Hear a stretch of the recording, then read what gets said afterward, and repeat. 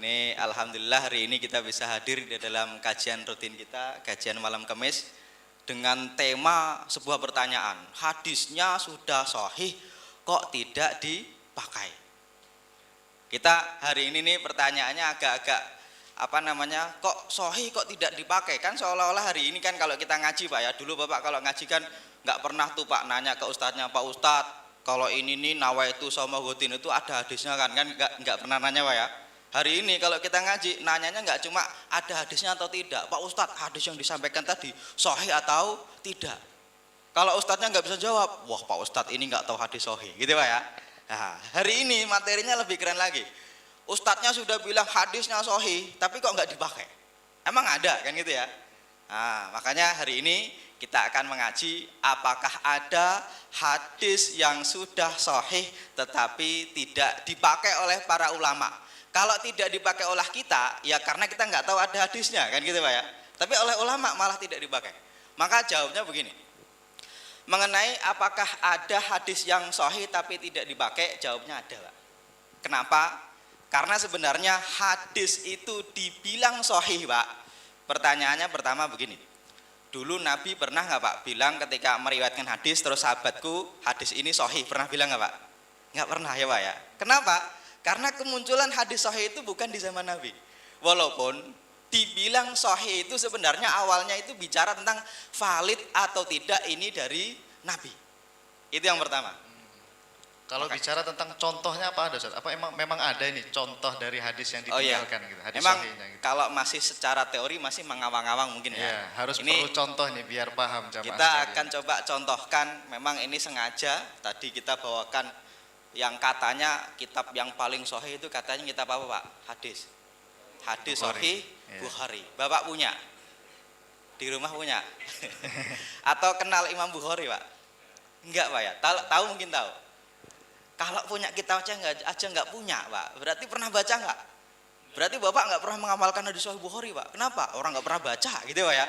Hari ini kita bawakan kitab yang katanya menurut ulama itu disepakati kesahihannya, yaitu Sahih Bukhari dan Sahih Muslim, yang mana para ulama dulu telah meneliti Pak bagaimana hadis itu sahih atau tidak, yang mana di sini nih ditulis oleh Imam Bukhari dan Imam Muslim. Dan ternyata di dalam beberapa kitab Sahih Bukhari, Sahih Muslim nanti ada beberapa hadis yang ada sahih tapi hari ini jarang orang mengamalkan. Salah satunya yang masyhur adalah Bapak pernah ketemu onta nggak Pak? Pernah Pak ya? Minimal kalau di Indonesia itu di Ragunan gitu ya. Kalau naik pernah Pak. Kalau minum susu onta pernah Pak? Belum juga. Belum. Tapi kalau minum pipis onta, ya. Ini nih unik. Mungkin Ustadz bisa menceritakan. Emang ada Ustadz yang minum pipis onta itu ada nggak gitu Ustadz? Ya, bisa ditambahkan ya. Karena kalau kita bicara hadisnya, hadis ini sahih riwayat Imam Bukhari, riwayat Imam Muslim. Yang mana dulu Nabi itu pernah fa'amarohumun Nabi bilikahin gini, wa ayashrobu min abwaliha wa albaniha. Jadi ada orang ketemu Nabi, dia itu ketika di Madinah oleh Nabi disuruh minum susu onta dan pipis onta. Itu hadis sahih riwayat Imam Bukhari dan riwayat Imam Muslim. Ini mungkin langsung ke kitabnya ini biar lebih mantap. Baik. Ini ya. Ini di tangan saya ada kitab Sahih Muslim. Pada kitab atau judul besarnya itu Babu Hukmil Muharibina wal Murtadin. Bab tentang halaman berapa itu? Enggak penting halamannya, tergantung nanti cetakannya akan berapa ya. Kalau masih nyebutin nomor itu nanti akan bingung. Tiap ganti edisi cetakan ganti nomor nanti dia kan. Jadi kita sebutkan babnya saja. Bab hukum al-muharibina wal murtadin, ya, orang-orang yang murtad begitu ya. Di sini disebutkan tentang hadis Rasulullah itu memerintahkan ada dua orang manusia, dua orang sahabat dari Urainah. Ya, saya bacakan hadisnya saja. An Anas bin Malikin radhiyallahu anhu anna nasan min Urainah qadimu ala Rasulillah sallallahu alaihi wasallam al-Madinata. Ada dua orang dari Urainah itu datang kepada Rasulullah di Madinah. Fajtawauha faqala lahum Rasulullah sallallahu alaihi wasallam in syi'tum an takhruju ila ibilis sadaqah fatashrabu min albaniha wa abwaliha fafa'alu fasahhu. Nah, ini hadis masih panjang tapi saya potong saja begini. Mereka ini datang ke Madinah ya, ternyata bermasalah dengan pencernaannya, lambungnya. Jadi mereka itu sakit lah ceritanya gitu, lalu datang kepada Rasulullah untuk mengadukan ini gimana cara biar sehat gitu ya. In syi'tum, kata Rasulullah, kalau kamu mau, nah, antakhruju ila ibilis sadaqah, kamu datang ke kandang onta, kandang itu milik sodakoh, maksudnya baitul mal, begitu kan? Fatashrabu min albaniha, minum air susunya. Nah terusannya ini wa abwaliha. Abwal itu jamak dari baul. Baul itu artinya air kencing. Nah, air kencingnya unta. Air kencingnya unta, iya. Berarti boleh saja. Ya pokoknya hadisnya sahih kan begitu kan? Ini hadisnya sahih riwayat Imam Muslim. Nah, itu kan kata Nabi, kalau kamu mau, kamu minum susu onta dan air kencingnya. Fafa'alu. Mereka minum. Maka mereka melakukannya, minum. Apa yang terjadi? Fasahhu. Dan sehat. Dan sehat, sembuh. Hadisnya sahih, kalau nggak percaya nih, sahih Muslim. Sahih Muslim. Gitu loh. Ini kan hadis sahih. Betul. Saya tanya Pak, pernah minum air kencing onta? Ya. Belum. Tapi kira-kira Pak, kira-kira kalau saya kasih 1 botol air kencing onta, saya suruh minum, mau nggak? mungkin nggak mau. Tapi kira-kira halal nggak? Kalau Halal? hadisnya sahih, Halal nggak? Hah? Najis. Ini yang nyuruh Nabi loh ini. Yang nyuruh Nabi, nggak sembarangan, dan hadisnya sahih Muslim.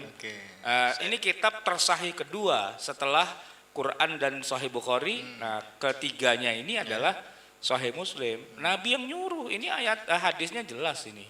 Ya kan? Pertanyaannya sederhana saja. Kalau Bapak nggak mau minum nggak apa-apa. Kan Nabi juga bilang in syi'ta. Kalau kamu mau, gitu kan? Nah, memang orang itu mau. Sekarang saya tanya ke Bapak. Bapak kira-kira mau nggak? Nggak mau. Berarti, Nah, pertanyaan keduanya, kira-kira halal nggak? kalau halal, itu dia itu. Kepancing dijawab ini Bapak ini. kalau sahih berarti halal, gitu ya. Gimana kira-kira? Ini Itu contoh ya. Contoh pertama. Contoh pertama. Ada yang bilang tidak halal? Atau semua sepakat halal? Belum tahu hadisnya dulu, Ustaz. Belum. Berani menantang Ini kita hadis. berikan contoh dulu nih, hadis-hadisnya. Oke, Kita ya, sebutkan baik. dulu. Yang pertama tadi mengenai Nabi memerintahkan untuk minum air kencingnya unta. Ada hadis lain nggak, Ustaz? Yang sahih juga gitu ya? Jadi saya udah tanda-tandain Bukhari dan nih. Muslim. Iya. Sebentar saya cek lagi nih. Iya. Biar lebih Tentang Al-wudu memang masad anar. iya. Yang mana nih hadisnya tadi nih? Bukan saya yang nyari. Oke. Ini hadis Muslim yang kedua, Pak ya. Ini mungkin yang pertama tadi mungkin bisa buat contoh nih. Dalam Oh, artian ini dia, gini. ada nih. Oh, ada yang kedua. Hadisnya begini, dari Abu Hurairah radhiyallahu anhu ya, annahu wajada Aba Hurairah, ada orang lain namanya Abdullah bin Ibrahim bin Qariz ya, bahwa dia menemui atau menemukan Abu Hurairah yatawaddau 'alal masjid, berwudu di masjid. Faqala innama atawaddau min athwari aqitin akaltuha. Saya ini berwudu karena batal. Ya. Karena saya makan satu makanan yang barusan saya makan. Kenapa? Karena saya pernah mendengar Rasulullah sallallahu alaihi wasallam itu bersabda, "Li anni sami'tu Rasulullah sallallahu alaihi wasallam yaqul, tawaddau mimma massatin nar." Perintah berarti, Ustaz. Nah, tawaddau, berwuduklah kamu oleh sebab makan makanan yang disentuh api. yang Disentuh api, yang dimasaknya dengan dimasak dengan api. Sate. dibakar langsung gitu. Ya sate atau barbeque ya kan? Atau yang gampangnya lah jagung bakar, Jagung ya bakar. kan? Ubi Batal bakar gitu ya kan? Itu Pak, makan makanan yang dimatanginya dengan cara dibakar pakai api langsung. Itu Abu Hurairah itu berwuduk lagi. Kenapa kok berwuduk lagi? Karena saya mendengar Rasulullah berkata, tawaddau, berwuduklah kamu mimma massatin nar. Gara-gara kamu makan makanan yang dibakar langsung pakai api. Jadi makan sate, makan apa tadi Jagung itu? bakar. Jagung bakar gitu ya kan, Langsung dibakar-bakar wudu gitu lagi, tuh. wudunya batal. Berarti membatalkan wudu. Hadisnya sahih enggak? Wah, Saya yang Sahih Muslim, Sahih Muslim. gimana nggak bilang Sahih, gitu kan Pak? Oke. Saya tanya, Bapak makan jagung bakar tuh wudhu lagi nggak? Ya, Batal nggak itu apa wudhu kita? Nah gitu. nambah ya. Kumur-kumur aja. Kan paling kumur-kumur Berarti aja kan? nggak Nah, ini sesuai hadisnya dengan hadis Sahih. Sahih nih. Ya, contoh udah 2 ya. Udah 2. Masih ada Saya lagi. tambahin. Ini tambahin. Sahih Muslim nih, yang Ini lain. Sahih Sahih Bukhari lain, nih. Ustaz. Sahih Ustaz Bukhari. Hanif bisa Dalam dilanjutkan. Sahih Bukhari itu ada yang hadis yang cukup menarik begini Pak. Jadi Bapak kalau sholat di masjid itu Nabi melarang naha ayat sukar rojulu baina yadaihi. Bapak jangan buang ludah ke depan. Ya Pak ya. Kemudian au an yaminihi atau ke samping kanan Pak. Tapi dalam hadis Sahih Bukhari dikatakan walakin an yasarihi, jangan ke depan, ke kanan tapi ke kiri, atau au tahta qadamihil yusra, atau di bawah kaki yang kiri. Bapak ke masjid tuh ya, lagi batuk gitu Pak ya. Terus ke depan nggak boleh, ke kanan nggak boleh. Terus ke kiri Pak, cuy ke kiri Pak ya. Boleh nggak Pak? Atau nggak usah ke kiri, ke kaki. Gitu ya Pak ya. Terus kaki. diinjak gitu, Terus Ustaz. diinjak gitu Pak ya. Ini nih hadis Sahih Bukhari Pak. Tapi pertanyaannya kalau hari ini kita amalkan Pak, kira-kira yang marah siapa Pak? Ya tergantung kirinya siapa kan itu ya. Kirinya orang di apa namanya diludahin, ditonjok Pak gitu ya. Oke lah nggak usah ke kiri, ke kaki aja lah gitu ya. Itu kasihan Pak yang sholat berikutnya ketika sujud apa nih kan itu Pak ya. Tapi hadisnya sahih, riwayat Imam Bukhari. Cuma memang hadis ini tidak diamalkan. Tapi ketika ada orang yang mengamalkan, mungkin dia bisa modal hadis Pak. Tapi paling berantemnya sama tamir masjid gitu Pak ya. Karpet baru diludahin, terus dibilangin Pak ini hadisnya sahih ya akhi gitu Pak ya. Nah, Hadisnya riwayat Bukhari. Ustaz, riwayat ya? Imam Bukhari. Makanya kalau mau ngeludahin masjid Pak, bawa hadis Pak gitu Pak ya. Hadisnya sahih Pak, riwayat Hadisnya Imam sahih. Bukhari gitu ya. Oke. Nah ini nanti jadi pertanyaan, ada hadisnya tapi kenapa tidak dilakukan gitu ya Pak ya. Ini contoh, makanya nanti kita akan bahas kenapa tidak dilakukannya itu, ternyata nanti ada apa namanya, kenapanya itu ada. Ada alasannya Ustaz ya. Ada alasannya. Ini kita sebutkan dulu hadis-hadisnya Ustaz ya. Iya. Yang sahih tapi malah tidak diamalkan gitu. Iya, tapi nanti jamaah jangan pulang. Nanti kalau belum selesai bingung Pak. Oh gitu ya, gitu ya. Harus selesai ini. Mungkin bisa harusnya. ditambahkan lagi Ustaz. Riwayat Imam Bukhari ada lain enggak Ustaz? Ada. Ya. Jadi ini hadis tentang la ghusla liman lam yumni ya. Maksudnya begini. Ini mungkin khusus yang sudah menikah aja ya. Ustaz Oh, Haji. ini berarti harusnya ditambah plus 19 nih Pak. 19 ya. Videonya Tapi nih. nggak apa-apa, sebentar lagi dia nikah jadi persiapan. Suami istri kalau melakukan hubungan gitu ya, kan wajib mandi janabah. Mandi janabah. Ya. Hubungan. Nah, ini ada hadis yang menyebutkan ternyata tidak wajib mandi. Padahal Melakukan hubungan seksual sampai ya istilahnya sampai masuk, sampai terjadi penetrasi. Dukhul ya. Tapi memang tidak sampai keluar mani, gitu ya. Masuk tapi nggak keluar. Nah, ini bingung nih Pak. Wah, Jangan dibayangkan Ustaz. nggak usah dibayangkan. Pak Romli jadi pengen segera Masuk tapi nggak keluar. masuk tapi nggak keluar. Nanti ada juga keluar tapi nggak masuk, ya kan? Itu lain lagi Iya. cerita. Ini masuk nggak keluar. Jadi begini, hadisnya berbunyi, Aro'aita idza jama'a falam yumni. Ya, apa pendapat Anda kalau ada suami melakukan hubungan seksual dengan istrinya sampai masuk, tapi nggak sampai ejakulasi, nggak sampai keluar mani. Nah, dikatakan oleh Utsman bin Affan, yatawaddau kama yatawaddau lis-shalah. Cukup dia berwudu saja, sebagaimana Wudunya berwudu orang sholat. untuk sholat. Nggak dibilang mandi janabah. Wa yaghsilu dzakarahu. Nah, cuci aja Cuci. kemaluannya. Tidak Udah. perlu mandi janabah. Tidak ya. perlu mandi janabah, gitu ya. Qala Utsman, ini kan yang meriwayatkan Utsman, sami'tuhu minan nabiyyi sallallahu alaihi wasallam. Saya mendengar kalimat itu tuh dari Nabi sallallahu alaihi wasallam. Fasa'altu an dzalika Aliyan. Kemudian saya tanya, saya cross check kepada Ali, wa Zubair, Dan Zubair. wa Talhah, wa Ubay bin Ka'ab, fa'amaruhu bidzalika. Ternyata semua itu mengatakan, iya saya juga disuruhnya begitu aja, nggak usah mandi janabah, Pokoknya wudhu dan cuci aja, kemaluannya selesai. Oke. Sohih Pak, sohih. Sohih. Sohih Bukhari. Sohih kasusnya Bukhari. bagaimana, Sohih Ustaz? Bukhari. Masuk tapi nggak keluar itu Wallahu maksudnya. alam bisawab no nanya no sama Haji Fauzi no. Yang penting hadisnya sahih. Ah, sohih Atau Pak. Ayo. mungkin ya dia pengantin baru lagi begituan, Iya. hujan gitu ya, sama mertuanya dibilangin, woi genteng tuh genteng gitu ya, dia benerin benteng gitu kan, belum sempat keluar ya kan, Iya. pertanyaannya cukup. Susah. Kalau yang nerangin belum nikah tuh susah. Susah dipahami nih. Aduh, iya. Tapi hadisnya Saya sahih. juga nggak paham. Oh ini Sahih Bukhari, Sahih Sahih Bukhari. Bukhari. Iya. Masuk tapi nggak sampai keluar mani. Oke. Itu nggak usah mandi Pak, gitu loh. Oke. Aduh. Nah, ada contoh lain nggak Ustaz? Padahal kan Sebelum kita seharusnya lanjutkan, ya. kita yang kita tahu, yang Ya. udah pada nikah tahu, biar kata nggak sampai keluar mani, kalau sempat Masuk. ghiyabul hasyafah ya, ujung kemaluannya itu menghilang gitu. Nah, itu Sudah sudah wajib mandi ya. faqat wajabal ghuslu kan gitu. Iya. Nah, begitu kan. Tapi ini hadisnya sahih gitu. Ini hadis yang keberapa ini Ustaz Ini tadi kita sebut? Terus aja pada bingung ntar jawabannya gimana. Iya. ya. Saya tambahin satu sebelum Iya, nanti kita satu lagi, sebutkan. iya. Ini Hadis sahih. cukup unik tentang hadis sahih riwayat Imam Muslim. Bahwasanya Faja'al al-Miqdad yuhsi alaihi turab. Jadi Miqdad itu salah seorang sahabat Nabi itu Iya. pernah amarona Rasulullah sallallahu alaihi wasallam ayuhsiya fi wujuhil maddahinat turaba. Jadi Miqdad itu bilang, dulu kita diperintahkan Rasul kalau ada orang yang memuji itu suruh nyari debu.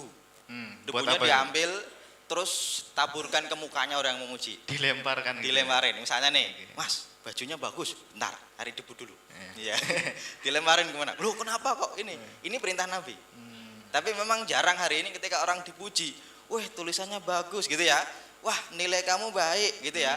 Nggak ada orang yang ambil debu terus dicaburin ke mukanya, itu nggak ada. Padahal hadisnya sahih riwayat Imam Muslim Pak. Gitu ya. Maka di sini nanti yang jadi pertanyaan dari beberapa hadis ini, apakah ketika sahih itu selalu diamalkan? Kenapa? Karena begini, hari ini Pak, banyak orang itu tidak percaya ulama, tapi percaya hadis sahih.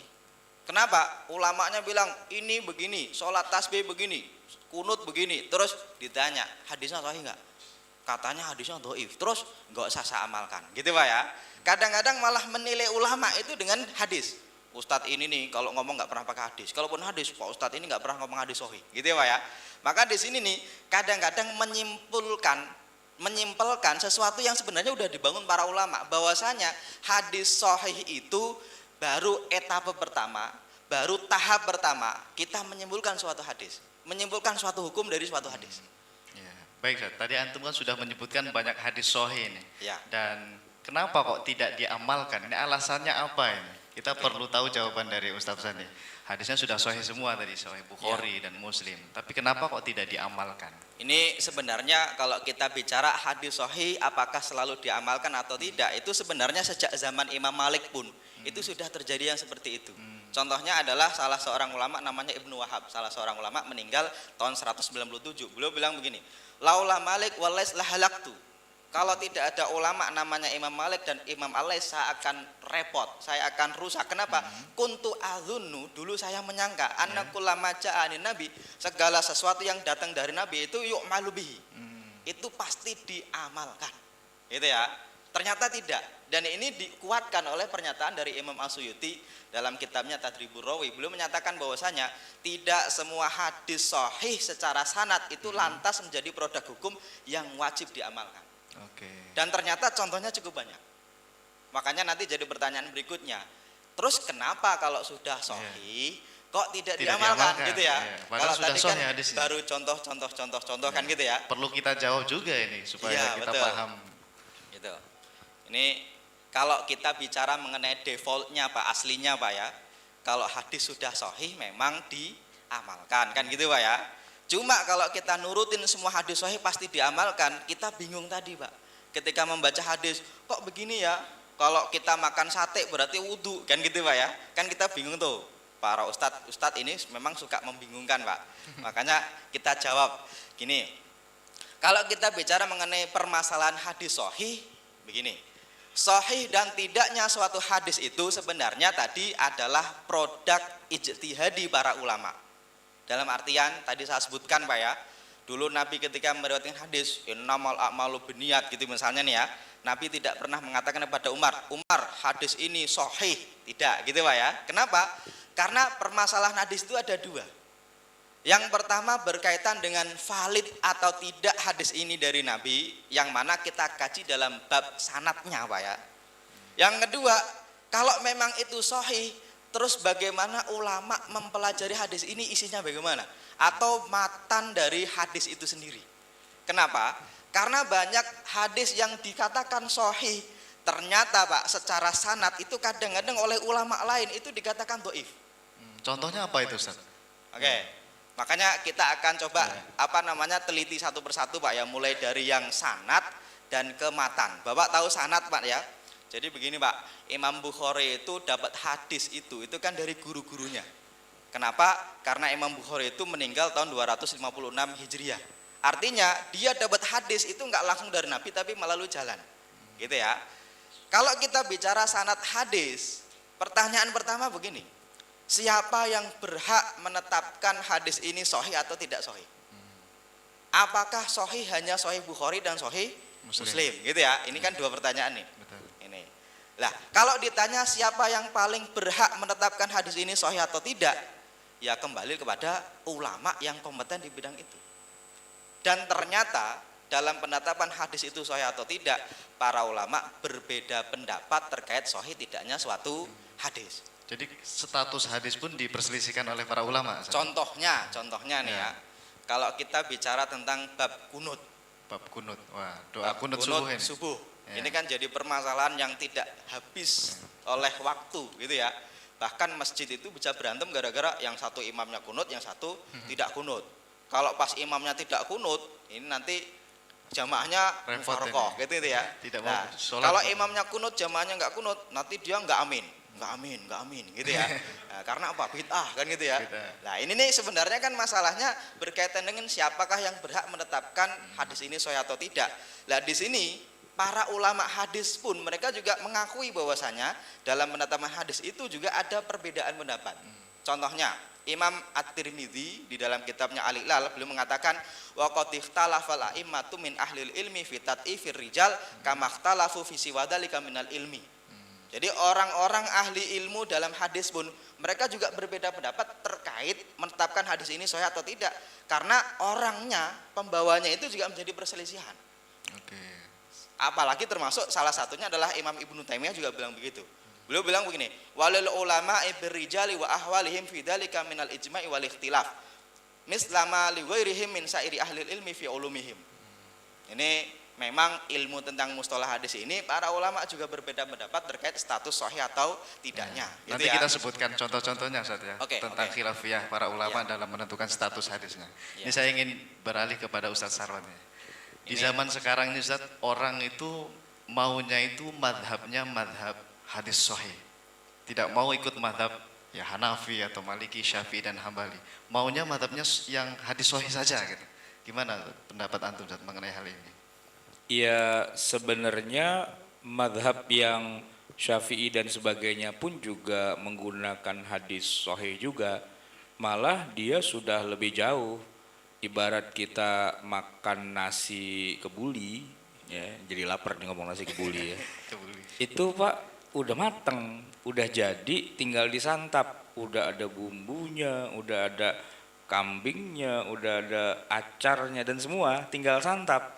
Nah kalau hadis baru sekedar sampai titik hadis sahih, itu kambingnya masih napes, masih harus disembelih dulu. Masih panjang perjalanannya, masih mentah, nasinya juga masih beras gitu, jadi belum bisa dimakan. Paling banter nasi aron, emang bisa kita makan nasi aron keras begitu kan? Nggak bisa dimakan. Nah yang bisa mengolahnya menjadi makanan yang siap santap itu, ya kan? Itu ya kokinya, ya chefnya gitu loh. Nah chefnya itu mengolah kambing, mengolah beras apa segala macam, diolah sedemikian rupa dengan proses panjang sampai akhirnya dia terhidang di nampan, siap disantap. Senampan berempat kan gitu ya.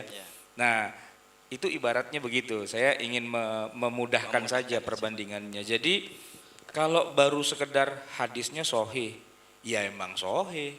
Tapi begini, apakah mentang-mentang dia sahih langsung bisa kita pakai? Enggak kan?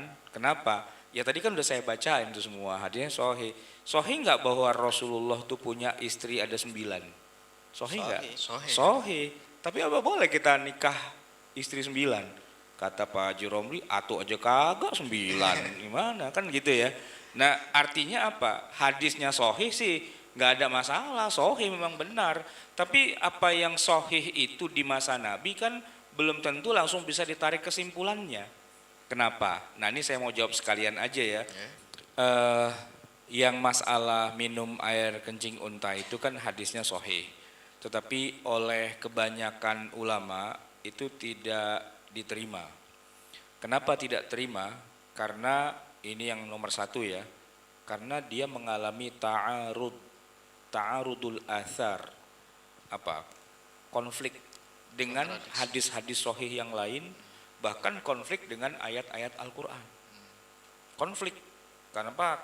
Karena secara umum hadis-hadis itu menyebutkan bahwa yang namanya al-baulu, ya, air kencing itu najis. Kenapa kok tiba-tiba Nabi nyuruh orang itu minum air kencing? Jadi walaupun hadisnya itu sahih, tapi kalau bicara dalam tataran hukum tidak lantas membuat air kencing onta itu hukumnya berubah jadi halal. Dia tetap najis. Nah kan pertanyaannya begini, tapi kan Nabi nyuruh minum. Nah bagaimana menjawabnya? Menjawabnya begini, yang pertama bahwa ini kejadian hanya terjadi sekali dan hanya pada orang itu saja. Dan kalau saya terusin, orang itu tuh akhirnya dia murtad. Ada lanjutan hadis. Iya, dan dibunuh gitu loh. Ya kalau diterusin itu orang itu akhirnya murtad dan dibunuh. Dan ya, sahabat Nabi itu nggak ada yang yuk minum kencing unta yuk, nggak gitu ya. Nah, ini jadi Abu Bakar, Umar, Utsman, Ali dan seluruh sahabat yang jumlahnya puluhan ribu itu nggak pernah diriwayatin minum kencing onta. Cuma dia doang itu, gitu. Nah berarti kan ini sebuah pengecualian banget. Pengecualiannya di sini artinya bisa jadi ini adalah rukhsah karena darurat. Dalam keadaan orang udah darurat, nggak ada obat lagi yang lain, ya najis deh, begitu kan. Lagian kan Nabi juga mengatakan in syi'ta, kalau kamu mau. Nah, artinya ini gini, ya Allah Rasulullah saya udah sakit banget nih, diapain dong, gitu ya, gitu kan. Ya kalau mau tuh air kencing onta, nah, gitu kan. Artinya Nabi tidak menghalalkan secara mutlak, tetapi menghalalkan dengan dasar darurat, gitu kan.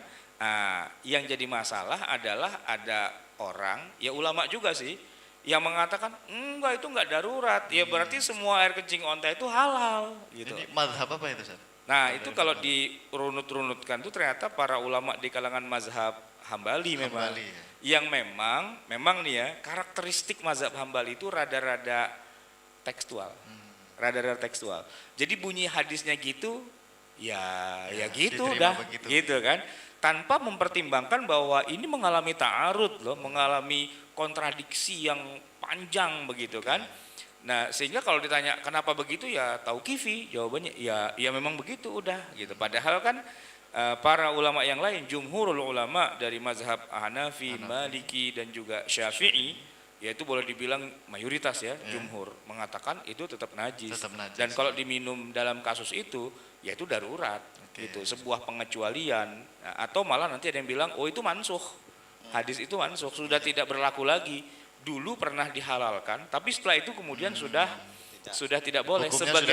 Sebagaimana khomer, dulu kan para sahabat juga pada minum khomer ya kan, tapi kan santai aja. Kenapa? Ya itu kan kejadiannya sebelum turunnya ayat khomer ya kan.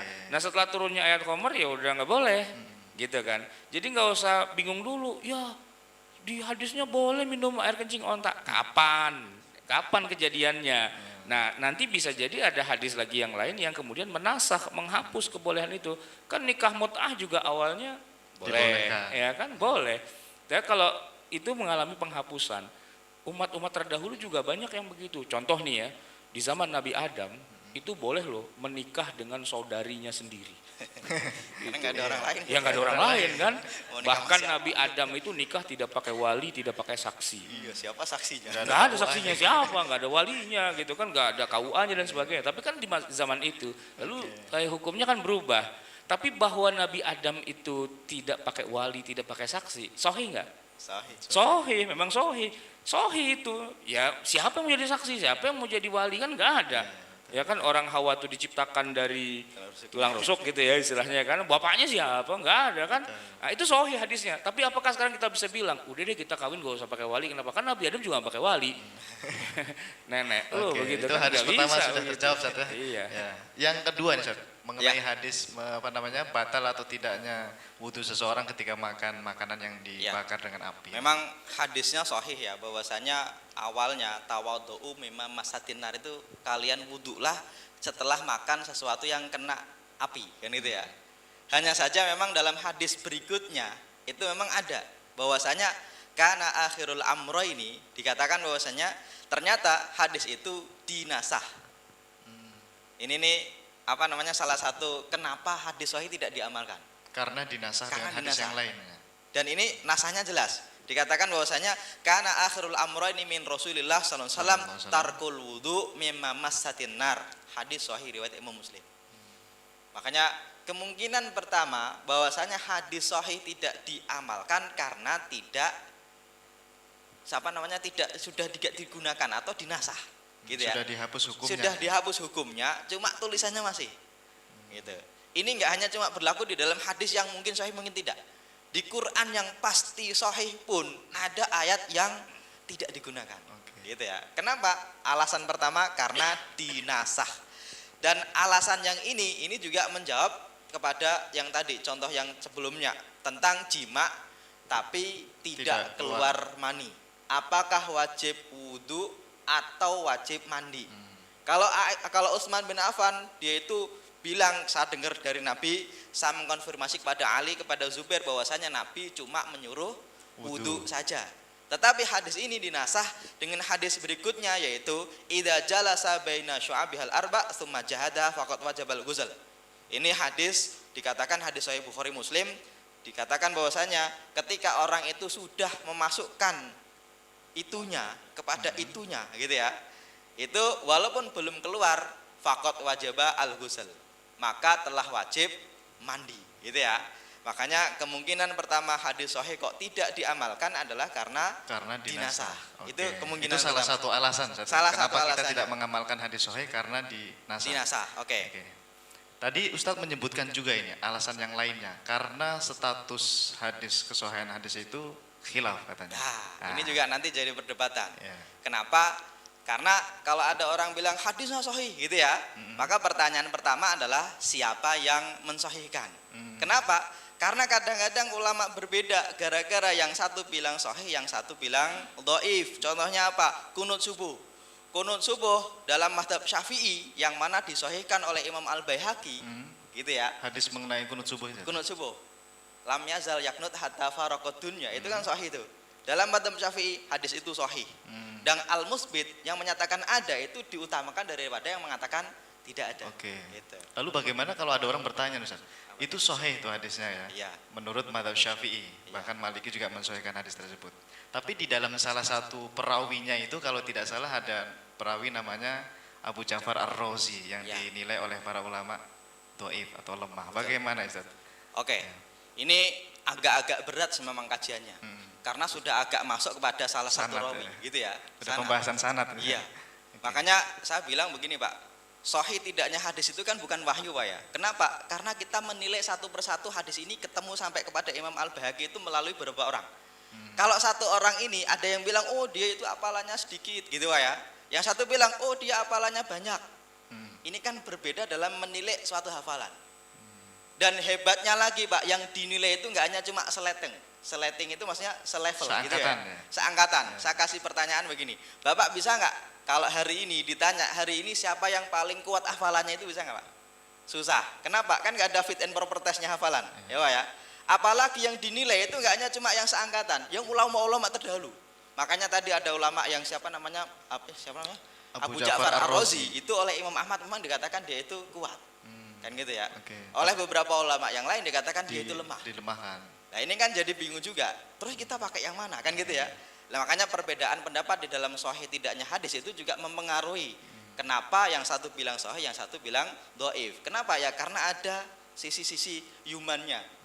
Dalam menilai orang itu kadang-kadang ulama berbeda pendapat, yang satu bilang dia itu baik apalanya, yang satu bilang tidak baik. Berarti ketika ada hadis sahih itu kita lihat dulu ya, sahih menurut siapa gitu. Ya, saya kasih contoh satu lagi. Berkaitan dengan sholat yang mungkin pernah kita lakukan, yaitu berkaitan dengan sholat tasbih. Sholat tasbih. Sholat tasbih, Bapak pernah melakukannya atau enggak Pak? Sholat tasbih. Sholat tasbih itu bukan sholat yang pakai tasbih dibawa gitu Pak ya. Tapi sholat yang banyak membaca surat tasbih. Bacaan tasbih. Ini memang Pak nanti jadi perdebatan. Apakah disyariatkan atau tidak? Gitu Pak ya. Ada yang bilang dhaif, enggak ada. Kenapa? Karena sholat tasbih itu aneh. Gitu ya Pak ya. Tapi ada yang bilang, oh sahih, gitu ya. Makanya di sini nih perbedaannya apakah sahih diamalkan atau tidak itu gara-gara apa? Gara-gara perbeda pendapat terkait status hadisnya sholat tasbih itu sahih atau tidak. Memang ada ulama yang mengatakan dhaif, bahkan palsu tentang sholat tasbih. Ini salah satunya adalah Ibnu Taimiyah. Beliau bilang begini di dalam kitab Minhajus Sunnah An-Nabawiyah, beliau bilang gini, kullu salatin fihal amru bitakdiri adadil ayati awis suwar awit tasbih fayakadibun bittifaqi ahlil ma'rifah. Setiap ada sholat kok di situ ada bilangan tertentu, baca tertentu, itu dia itu dhaif, bahkan dia itu kadib bittifaqi ahlil ma'rifah bihi. Gitu ya, bil hadis. Illa salat tasbih, kecuali salat tasbih. Kata beliau, fa inna fiha qaulaini lahum wa adharul qaulaini annaha kadzibun. Gitu. Dari dua pendapat ini yang paling jelas kebenarannya adalah salat tasbih itu hadisnya kadzibun. Menurut Ibnu Taimiyah. Tapi gitu ada ulama lain yang mensahihkannya. Tapi kebanyakan ulama mengatakan hadisnya sahih. Bahkan nggak tanggung-tanggung ulama-ulama yang katanya sekarang kontemporer, salah satunya adalah Albani gitu ya, Syekh Albani nih ya. Itu beliau mengatakan kultu hadisun sahihun wa qad qawahu jama'atun minal a'immah. Ini hadis sahih gitu ya, menurut Syekh Albani. Menurut Syekh Albani gitu ya. Ini mau ikut siapa ini? Kita ikut Syekh Albani apa ikut Ibnu Taimiyah ini? Ya silahkan mereka berdebat gitu ya. Oke, Ustaz, nanti kita lanjutkan lagi.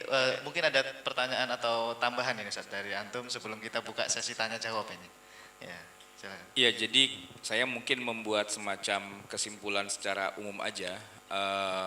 Pertama begini Pak, kalau dibilang hadisnya sahih tapi kok kita nggak pakai, ya kemungkinan yang paling dasar itu kesohihannya masih diperselisihkan atau diperdebatkan para ulama. Ada sebagian ulama yang bilang sahih dan ada yang tidak sahih gitu ya. Nah itu pertama. Nah yang kedua meningkat. Sekarang hadisnya sudah pasti sahih. Kenapa?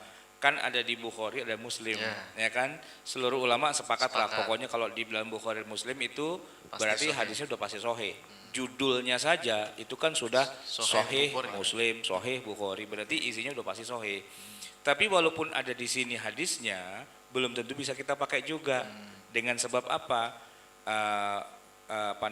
Indikatornya itu kok dia bertentangan ya dengan hadis sahih yang lain, bahkan bertentangan dengan ayat Quran. Itu indikatornya untuk mengetahui, wah ini berarti hadis ini masih bermasalah, bukan dari segi sanadnya, tapi dari segi matannya. Maka dalam ilmu hadis itu kita mengenal ada dua ilmu, ya kritik sanad dan kritik matan.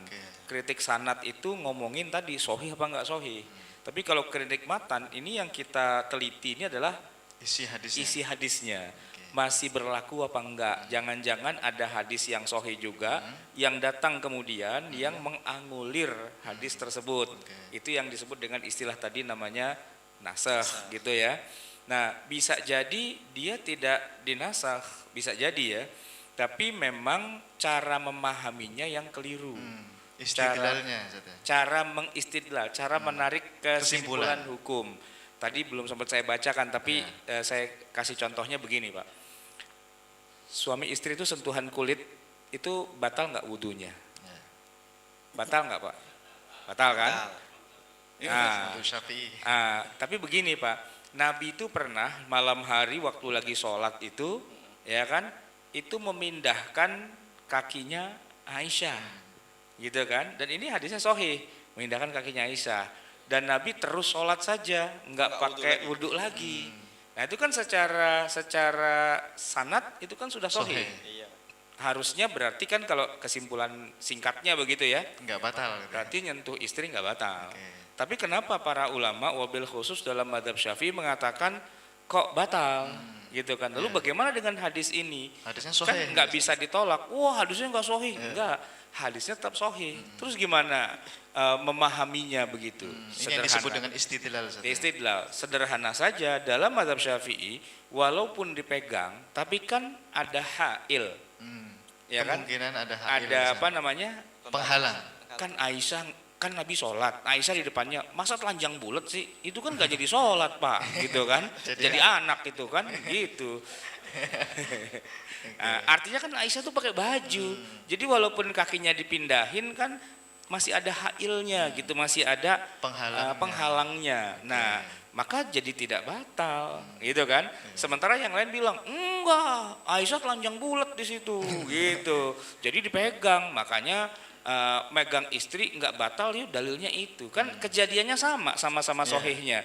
Tapi waktu narik kesimpulan hukumnya, ulama A mandangnya begini, ulama B mandangnya begitu. Artinya apalagi ada ayat aulamastumun nisa. Nah, nanti madzhab Syafi'i memakai Al-Qur'an, bawa-bawa Quran dia. Aula mastumun nisa afalam tajidu ma'an fatayammamu. Wah, itu kan jelas lebih sahih dari hadis sahih Bukhari dan Muslim kan, Quran mengatakan kalau kamu menyentuh istrimu dan mau berwudu tidak ada air, maka gantinya adalah tayamum. Berarti kan nyentuh istri itu kan batal begitu kan. Nah, jadi itu penyebab yang lain. Bisa jadi karena berbeda dalam beristidlal, menarik kesimpulan hukum. Karena yang satu mujtahid, ya nggak apa-apa, sama-sama dokter ahli kandungan, berbeda pendapat biarin aja gitu kan. Kecuali kalau dukun beranak gitu, lawan dokter kandungan, 5 dokter kandungan lawan dukun beranak 1, ya kan nggak bisa, yang kalah yang dukun beranaknya gitu loh. Oke, baik Ustaz, ini karena waktu kita singkat ini saya tambahin langsung satu ya. Satu lagi. Iya, silakan. Kalau kita bicara mengenai status hadisnya itu memang sudah selesai. Yang paling penting itu bukan statusnya, tapi cara menarik kesimpulan dari hadis itu yang kadang-kadang memang nanti jadi perbedaan. Saya kasih contoh satu hadis Sahih Bukhari. Bapak kalau iktidal itu tangannya di sini atau di sini, Pak? Sami Allahu liman hamidah atau sami Allahu liman hamidah? Lurus atau sedekap lurus lagi? Atau sedekap? Oke. Lurus, Pak ya. Lurus. Saya kasih hadisnya, Pak. Di dalam hadis Sahih Bukhari dikatakan bahwasanya Nabi itu faida rafa'a ra'sahu, ketika Nabi itu bangkit dari iktidal, istawa, beliau itu berdiri tegak lurus hatta ya'uda kulla faqarin makanahu, sehingga setiap fakor itu apa ya? Semua bagian tubuh lah ya. Mifsal ya, bagian tubuh itu kembali kepada tempat semulanya. Gitu Pak ya. Kembali kepada tempat semulanya ini nanti jadi permasalahan. Permasalahannya begini. Sedekap atau lurus? Tangan itu ketika sholat itu defaultnya Pak, itu awalnya itu begini atau begini? Ya Pak ya. Kalau awalnya di bawah, padahal ketika berdiri Pak, orang itu selalu sedekap. Makanya ketika jadi pertanyaan, orang itu kalau berdiri itu awalnya sedekap atau begini, gitu Pak ya. Lah ini nih, para ulama itu sampai berbeda pendapat, sampai dia bid'ah gitu Pak ya. Makanya kalau kita ketemu ada orang sami Allahu liman hamidah sama sami Allahu liman hamidah, itu hadisnya satu Pak. Cuma bedanya yang satu bilang kembali ke tempat asal, itu asalnya tadi ketika sebelum ruku, kan ini Pak, ke sini kan gitu ya. Kalau kembali berarti ke sini gitu ya. Yang lain bilang enggak, kembali itu enggak ke sini gitu Pak ya. Itu sampai Pak, ulama-ulama kontemporer itu sampai bilang begini. Walastu asyukku fi anna wat al-yadaini ala sadri fi hadal qiyami bid'atun dolalatun. Menurut siapa nih, Ustaz? Bentar, saya artiin dulu. Diartikan dulu. Kalau ini Ustaz seru nih. SMA ini udah tahu nih. Saya tidak asyuk, saya tidak ragu bahwasanya meletakkan tangan di dada ketika i'tidal itu bid'atun dolalatun. Bid'ah dolalah itu di neraka. Jadi orang sholat ketika di sini Pak itu neraka. Gitu Pak ya. Kata siapa? Kata Albani atau Syekh Albani lah. Dalam kitabnya. Di dalam kitab ini nih sifat sholat Nabi. Sifat sholat Nabi. Hanya saja. Kalau kita mungkin nggak masalah, kenapa? Karena kita nggak dikata-katain bid'ah kan itu Pak ya. Tapi kalau kita pas bilang begini dikatain, itu melakukan pembelaan juga. Dan yang mengatakan di sini Pak, itu madhab Hambali. Makanya kalau Bapak nanti umroh atau haji ketemu orang-orang jamaah Saudi itu sami Allahu liman hamidah kan gitu ya Pak ya. Kadang-kadang kan begitu. Itu oleh Syekh bin Bas itu dibantah begini Pak. An-najas mau bi anna wat al-yumna 'alal yusra fil qiyami ba'da ruku'i bid'atun dalaun itu khata'un dhahirun lam yasbihu ilaihi ahadun fi mana'lam. Jadi keyakinan orang itu yang mengatakan bid'ah dalalah itu dulu nggak ada orang yang bilang begitu, cuma dia doang gitu. Kata Syekh bin Bas itu sezaman dengan sahabat ya. Gitu. Meninggalnya hampir mirip 1420 1421. Ya, di sana dia berantem berdua nih. Berantem. Ya. Ini mau ikut yang mana nih kita nih? Ikut Syekh Albani atau Syekh bin Bas gitu? Iya, hadisnya satu Pak ya. Cuma dalam menarik kesimpulan yang berbeda. Makanya kadang-kadang keberbedaan ini bukan karena hadisnya sahih atau tidak. Hadisnya sahih cuma istidlalnya itu penting. Makanya kalau ada orang nanya hadisnya sahih nggak Ustaz? Itu sebenarnya kelasnya lagi kelas 1 Pak. Gitu ya. Belum naik kelas Ustaz. Iya, cuma kadang-kadang kelas 1 itu suka nyala-nyalain yang udah kuliah gitu ya. Wah, ini kadang-kadang memang begitu, kadang-kadang. Tapi kalau jamaah sini insya Allah nggak ada. Gitu. Ini kelasnya udah kelas tinggi jamaah kita ini insya Allah. Baik Ustaz, kita beri kesempatan pada jamaah kita untuk bertanya kepada narasumber kita. Silahkan dari jamaah yang ingin bertanya. Kita batasi berapa pertanyaan Ustaz? 2 atau 3 pertanyaan ya dari jamaah, silakan. Sampai imsak lah. Sampai imsak. Ya, itu Pak, silakan Pak. Oke.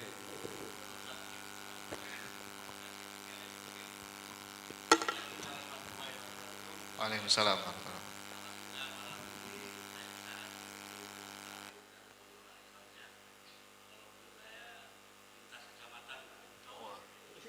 Luar negeri.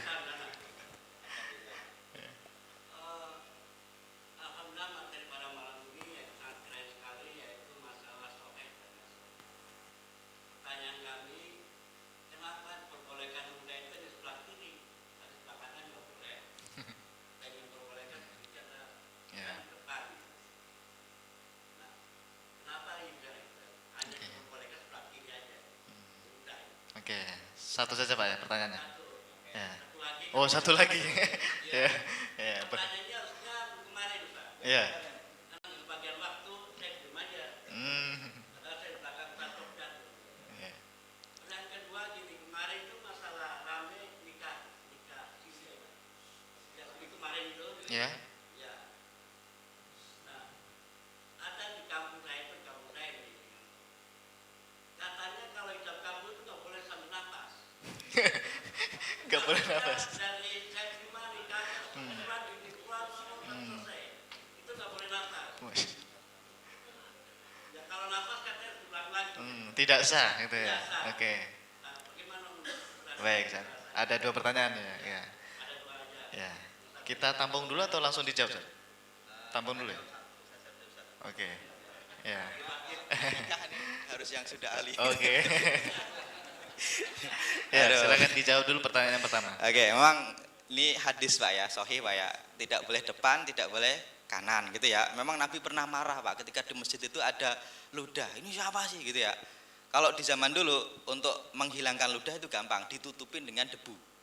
Tapi kalau sekarang di masjid ada ludah, Bapak nyari debu ditutupin, itu malah nambah kotor gitu ya. Kenapa? Karena dulu memang masjidnya kayak gitu. Kalau tidak boleh ke depan atau ke samping memang tidak ada riwayat khusus menyebutkan kenapanya, tapi para ulama menyebutkan kalau ke depan itu kita sedang yunaji robahu. Sedang sedang bermuwajah dengan apa yang maha kuasa Allah gitu ya Pak ya. Ke samping juga nanti para ulama menyebutkan ya karena samping itu sesuatu yang baik gitu ya Pak ya. Dan kalau ke kiri memang Nabi itu suka sesuatu yang kanan. Kalau kiri itu sesuatu yang agak kotor boleh. Makanya kiri atau kaki kiri gitu ya. Memang rahasianya seperti itu, tapi itu hikmah Pak. Bisa jadi kelompok kiri. Iya ya, Islam kiri gitu Pak. Oke, yang kedua mengenai tidak boleh nafas Ustaz Syarat. Iya, Ustaz Syarat mungkin bisa membantu untuk menjawab. Sebenarnya bukan nggak boleh nafas, tapi dalam satu nafas. Nah kalau nggak boleh nafas kan gitu terus ntar dia gimana pingsan gitu ya. Tapi iya. Tapi sebenarnya itu tidak ada istilahnya dalil yang mengharuskan begitu ya. Ini cuman kreativitas dan improvisasi dari Pak KUA aja. Tergantung KUA-nya sih, user-userannya ada 2 apa ada 3 gitu. KUA-nya aja yang bandel gitu sebenarnya. Nggak harus gitu juga. Kan yang namanya akad tuh apa sih? Cuman lafaz ankahtuka wa zawwajtuka. Gitu aja kan? Nah, yang dinikahkan siapa dengan siapa itu jelas. Ya, misalnya nih saya punya anak perempuan. Saya cuman bilang, Ustadz Ajib, antum saya nikahkan dengan anak saya ini yang perempuan. Kobil tuh misalkan. Terus dijawab. Untungnya nggak punya perempuan. Iya. Ya makanya kan saya kasih contoh begitu kan. Kalau jadi Saya ngomongnya itu saya nggak langsung saudara Muhammad Ajib. Saudara saya nikahkan dengan putri saya yang bernama Fatimah binti saya dengan mas kawin batal. Dari ulang. Itu kan gara-gara usur-usurannya 2 itu KUA-nya itu. Belagu banget gitu loh. Padahal kan nggak harus begitu juga. Ya saya mau menikahkan tuh ya antum saya nikahkan dengan anaknya banyak anak saya yang mana ya, ini ada 3 ada 4 gitu kan, yang mana ente mau yang mana gitu.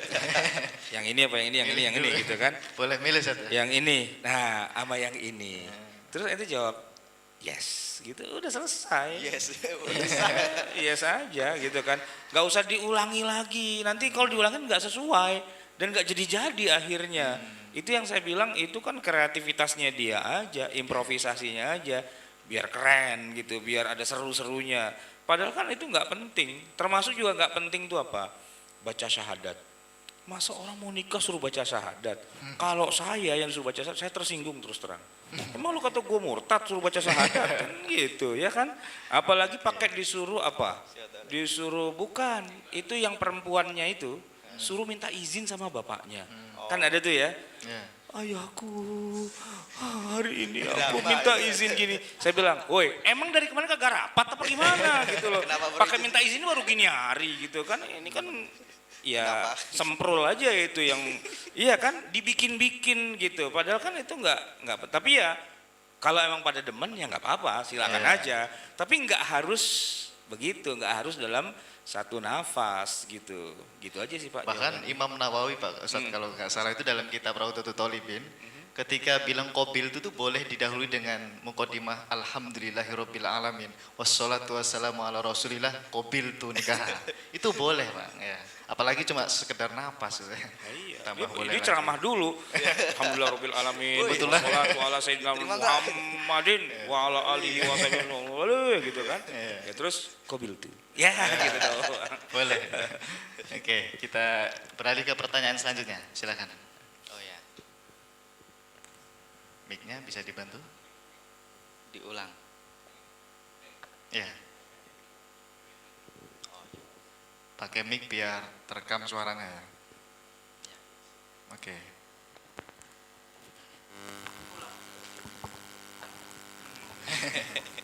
Assalamualaikum warahmatullahi wabarakatuh. Waalaikumsalam.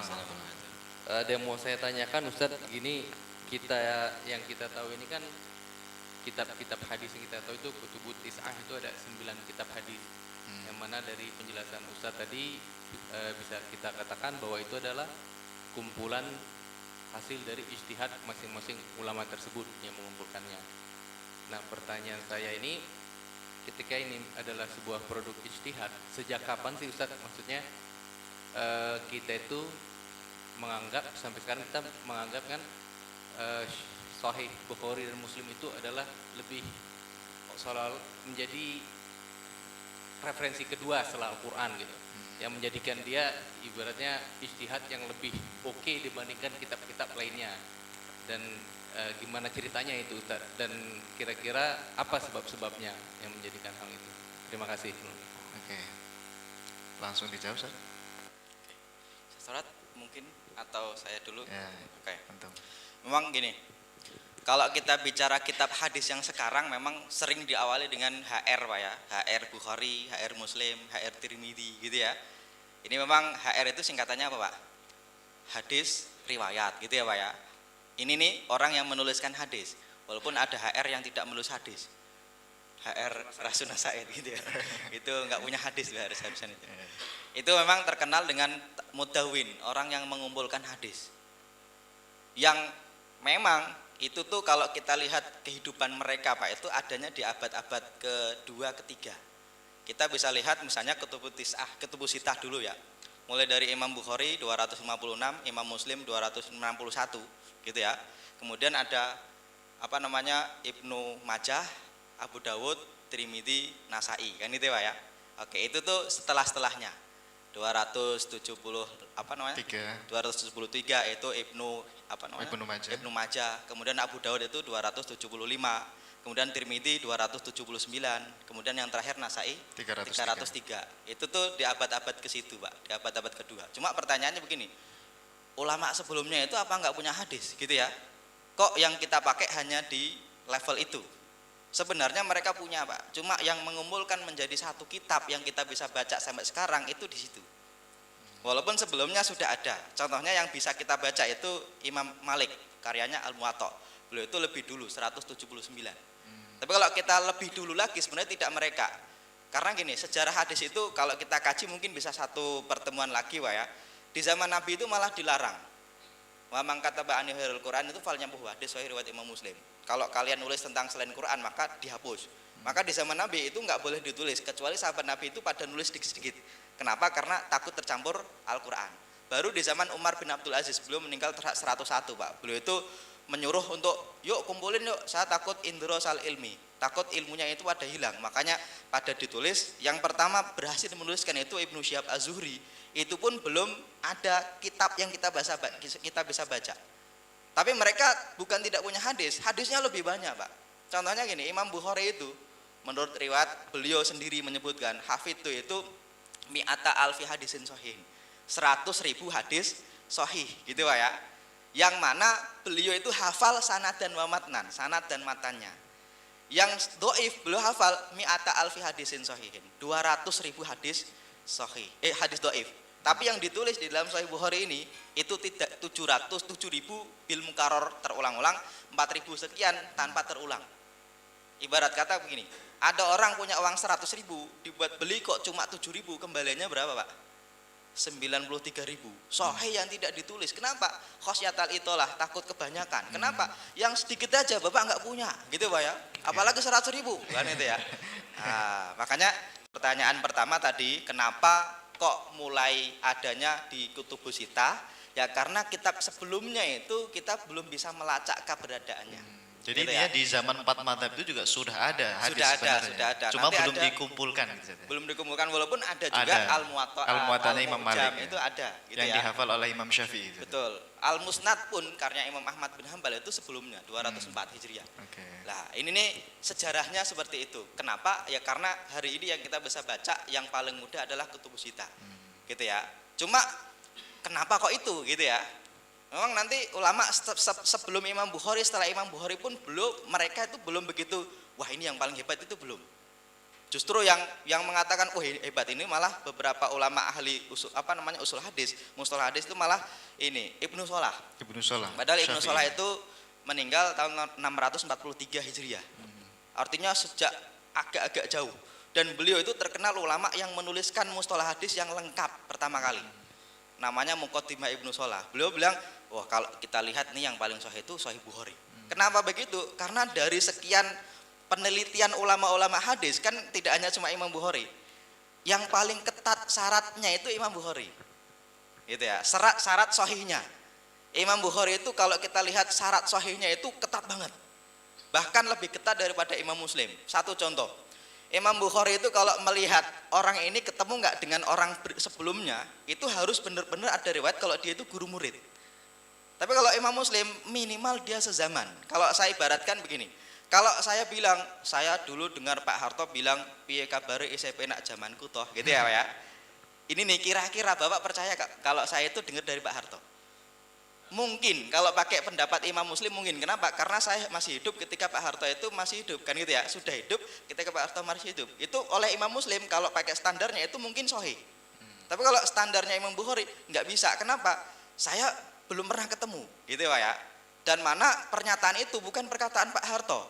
Itu hadis maudhu yang diriwayatkan oleh sopir truk Pak. Gitu ya.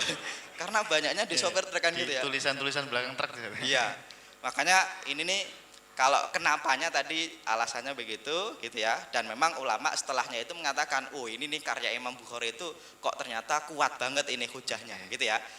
Ya ulama setelahnya juga mau ikut seperti Imam Bukhari, misalnya Imam Al-Hakim itu punya kitab Al-Mustadrak ala Sahihaini. Beliau bilang sebenarnya Imam Bukhari itu harusnya hadis ini masuk nih kalau pakai standarnya Imam Bukhari kan gitu ya. Tapi oleh ulama lain ya kadang-kadang Imam Al-Hakim benar, kadang-kadang tidak benar gitu ya. Karena Imam Bukhari kalaupun mensahihkan hadis, beliau itu ritualnya cukup panjang Pak. Gitu ya Pak ya. Mulai dari mandi, sholat 2 rakaat baru menulis hadis. Gitu. Makanya ini cukup ketat di situ. Ya. Ada tambahan dari Sasarat? Jadi gini, sebenarnya hadis Nabi itu yang ditulis jadi kitab ini ya jauh lebih sedikit dari yang diriwayatkan secara guru hafalan dengan murid, dengan diberi ijazah gitu ya.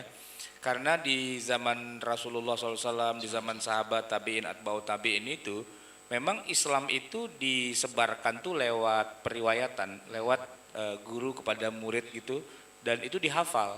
Kalau Quran sih usia 5 tahun udah selesai dihafalnya. Nah setelah Quran itu kan menghafal hadis. Nah para penghafal hadis ini dia nyetor hadis itu ya setiap hari gitu kepada gurunya, walaupun bukunya nggak ada. Bukunya nggak ada.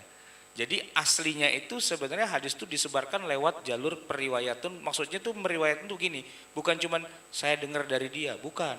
Tapi saya ini menghafal hadis itu lewat jalurnya guru saya. Berarti saya tuh setiap hari nyetor kepada guru saya gitu ya, mempelajari terus. Nanti dia juga begitu, meriwayatkan lagi ke bawah tuh ya menyuruh mereka semua menghafal. Jadi tidak ditulis sebenarnya aslinya gitu kan. Nah baru nanti di zaman tadwin, istilah tadwin itu kodifikasi. Nah itu mulai ditulis, dan yang nulis tuh pertama kali bukan Bukhari, bukan.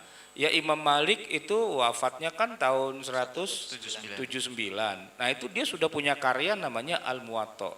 Jadi selain beliau menghafal, beliau juga kemudian menuliskan.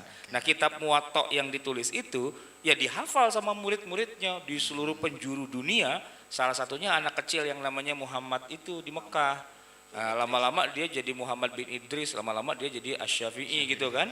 Nah itu dia hafal, kemudian dia minta sanad langsung gitu. Jadi yang namanya meriwayatkan hadis itu memang itulah aslinya. Nah penulisan itu hanya segelintir orang saja sebenarnya yang menulis. Maka kalau kita berpikir hadis itu hanya berhenti di kutubus sittah atau tis'ah, itu dari awal sudah keliru besar gitu. Bukan berhenti di situ.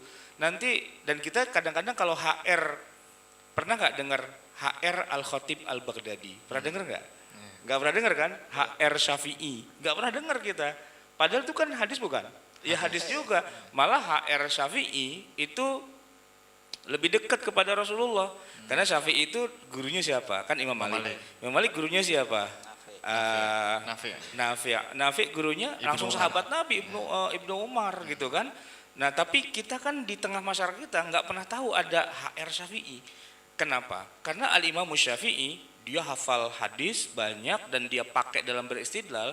Cuma Syafi'i tidak menulis khusus kitab namanya Musnad Asy-Syafi'i, nggak ada.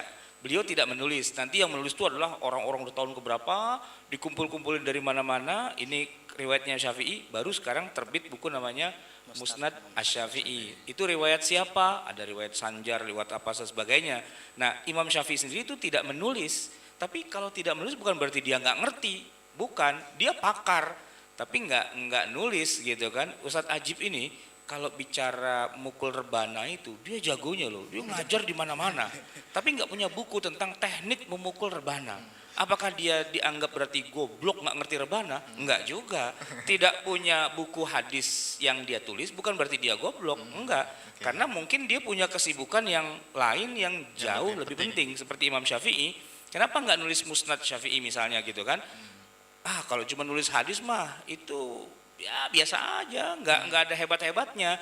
Yang saya mau tulis tuh begini, kalau hadis sahih ada 3 kok bertabrakan, nah ente bagaimana mestinya? Itu yang dia tulis dalam kitab Ar-Risalah itu kan. Dan itu jauh lebih penting daripada cuman nulisin hafalan-hafalannya dia doang. Sekarang gini, bapak-bapak kan bisa nulis Arab ya. coba deh Pak bikin mushaf gitu, tulisnya 30 juz gitu. 30 juz, tulis aja gitu, iseng di rumah gitu kan. Terus bilang, ini mushaf karya saya gitu. Itu nggak ada nilai ilmiahnya sama sekali. Ya mushaf semua orang juga pada hafal, ngapain nanti nulis mushaf gitu kan. Ya kalau cuma baru bisa nulis hadis doang, semua orang hafal hadis itu. Jadi jangan terbelalak dulu ngelihat Tirmizi, Nasai dan sebagainya pada nulis hadis, biasa aja kali, nggak terlalu hebat gitu loh. Nggak terlalu hebat. Yang rada hebatan dikit mungkin Bukhari. Bukhari kan dia dari awal judulnya bukan mengumpulkan sekedar hadis, tapi Al-Jami' As-Sahih, ya kan? Nama apa bukunya itu gitu. Jadi dari sekian ratus banyak tadi hadis berapa dia hafal itu kan, dia bikin sebuah kriteria yang lebih tinggi lagi standarnya. Kemudian dari sekian banyak yang sudah dia hafal itu, saya mau bikin yang tersahih dari yang sahih gitu kan, dengan standar yang paling tinggi derajatnya. Maka terkumpullah hadis sahih Bukhari ini yang kalau dengan tikror atau dengan diulang-ulang itu dapat berapa tadi? 7.000-an. 7.397 ya kan? Tetapi kemudian wabiduni tikror 2.602 Tanpa diulang-ulang. 2.000. Cuman 2.000 Pak kalau nggak diulang-ulangi.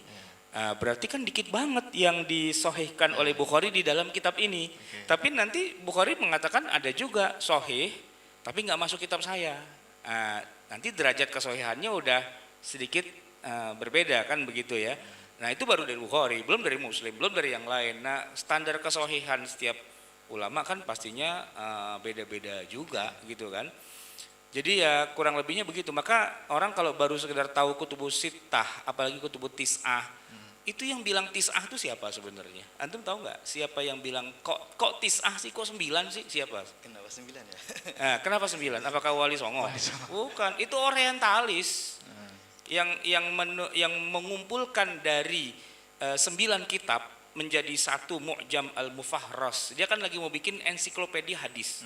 Nah, ensiklopedia hadis itu dia kumpulkan dari 9 sumber, 9 kitab. Itu orang kafir yang bikin. Makanya kalau ada Yahudi, iya. Jadi kalau ada ulama, saya ngambil dari kutubut tis'ah. Lah itu kan sumbernya orang kafir. Maksudnya yang menyalin menjadi kitab Al-Mu'jam Al-Mufahras hadis itu ya. Itu orang kafir dia. Sebagaimana juga siapa yang nulis Munjid itu kan orang Kristen gitu. Bikin kamus Arab tuh Arab gitu kan. Itu orang Kristen. Jadi jangan kaget dulu dengan kutubus sittah, kutubus tis'ah, itu enggak penting-penting amat. Yang penting begini, ente hafal berapa ratus ribu hadis, itu poinnya. Dan kalau sudah hafal, ente ngerti apa, gimana cara make hadis itu. Nah disitulah baru kita tahu, berarti mazhab yang 4 itu keren. Dia bukan cuma hafal hadis, dia juga bisa bedakan mana sahih mana tidak. Dan lebih hebat lagi, mana yang bisa dipakai dan keluar hukumnya atau tidak, itu ketemunya di mazhab fikih yang 4 itu. Bahkan Imam Ahmad itu sampai mensyaratkan minimal hafal 500.000 hadis. Nah itu kan kutubus sittah itu belum nyampe 50.000 Pak ya, apalagi kutubus tis'ah nggak nyampe 100.000 ya. Minimal 500.000 kalau jadi mau menjadi mustahid mutlak ya. Ya mau jadi mujtahid itu maksudnya mau jadi kayak Imam Syafi'i kan ada orang begini, saya nggak mau pakai mazhab Syafi'i, nggak mau pakai mazhab-mazhaban, saya mau pakai mazhab saya sendiri, saya pakai hadis sendiri, gampang aja.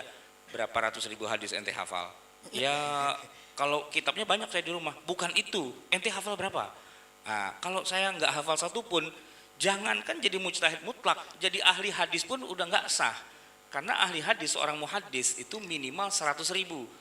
Jadi ahli hadis itu 100.000 hafal sanad dan matan. Nah kalau mau jadi mujtahid 500.000 Pak, bukan 100 biji. Itu Imam Ahmad itu yang bilang. Kata Imam Ahmad begitu. Jadi Jadi levelnya muhaddis, ahli hadis itu emang basic gitu. Nah kalau mau naik lagi intermediate bahkan advance, nah itu mujtahid. Mujtahid itu ya Syafi'i, Maliki, Hanafi. Makanya kalau kita ngomong waqala Syafi'i itu jangan Syafi'i emang ngerti apa dia? Enak aja ngerti apa. Itu seperti saya bilang, ya Roma Irama ngerti apa dia dangdut. Woi, yang nyebut istilah dangdut pertama kali itu Haji Roma Irama. Dalam lagunya dangdut suara gendang rasa ingin berdendang. Hafal nih Ustaz. Apa? Oh dibilang Roma nggak ngerti dangdut, enak aja. Syafi'i juga gitu ya. Nah iya, Syafi'i itu ahli hadis seahli-ahlinya udah gitu, udah paling top, nggak ada lagi orang lebih ngerti hadis kecuali Syafi'i.